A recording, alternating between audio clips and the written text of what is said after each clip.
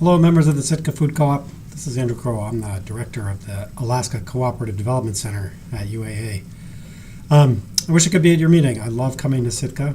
And I went to one of the first organizational meetings of the co-op back in 2010, I think. And Betty invited me down to meet with people and talk about setting up a co-op.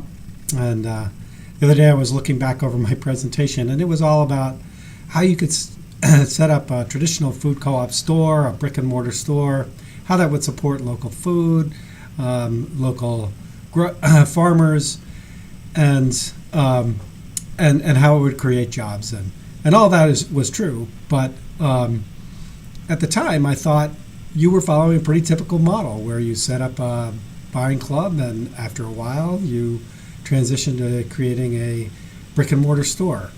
What I realized shortly after that, when I began talking to more people in the lower 48, more kind of co-op development experts in the lower 48, is that had been the model, but that recently, in kind of the last few decades, co-op development people, experts, had moved away from that to having groups focus just on building a brick and mortar store. They kind of created a model. It's a pretty successful model where they would just kind of use the same type of store and create them in different communities as those communities expressed interest in forming a co-op.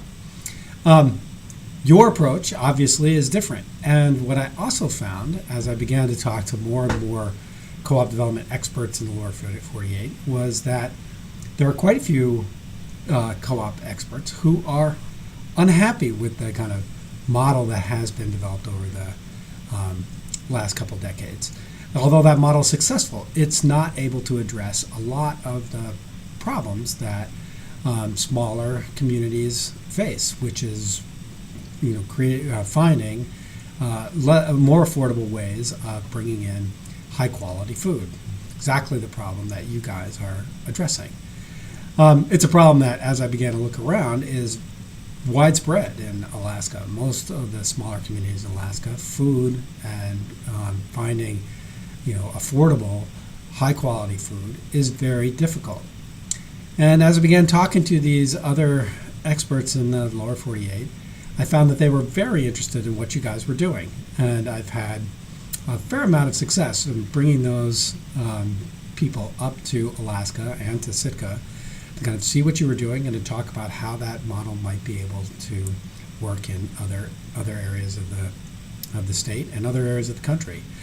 I find it's a really interesting project, not only because I like going to Sitka and I like the board members I've worked with and working with Keith, but because this whole idea of the changing dynamics of the retail grocery world and how a food co-op could participate in that is kind of fascinating. I mean, where are we going with grocery stores and online purchasing, and how would that work in smaller communities in Alaska? And you guys are kind of at the cutting edge. It's something that I see all the time when I'm talking to groups, to other co-op development specialists, and it's reflected in the interest in your co-op from national organizations, like the meeting that Keith and your board members just got back from, the up-and-coming meeting. It's also is what makes me interested in kind of how this next phase of your co-op is going to play out. How will you transition to something that's more of a fixed location and different than the buying club that's existed for the last decade or so. Anyway, I hope you have a successful meeting. I'm looking forward to hearing the results and getting a report back from Keith. I'm hoping to get down to Sitka sometime this spring with a few other co-op development people from the lower 48 and kind of work with your board. And I'm really curious to see how this next chapter in your co-op experiment plays out. Anyway, have a good meeting, and thank you for letting me talk with you. Bye.